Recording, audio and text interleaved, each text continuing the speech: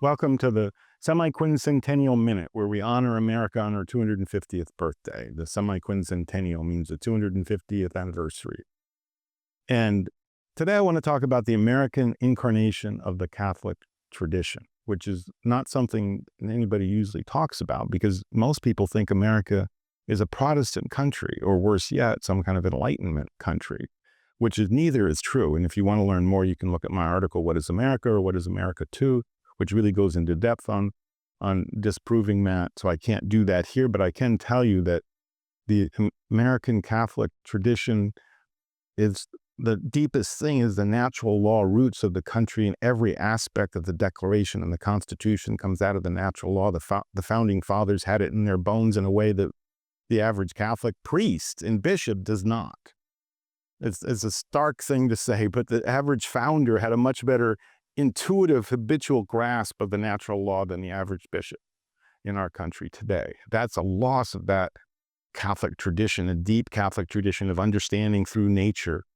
Nature and nature's God is the way Jefferson puts it.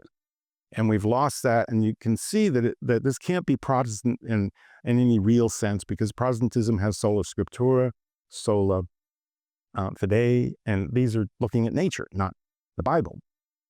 And the calling us to look at a deeper appreciation of the world is something, and the goodness of people is something that's not innate to the Protestant theology, which has total corruption. The idea that you're totally corrupt and all grace does is cover it over.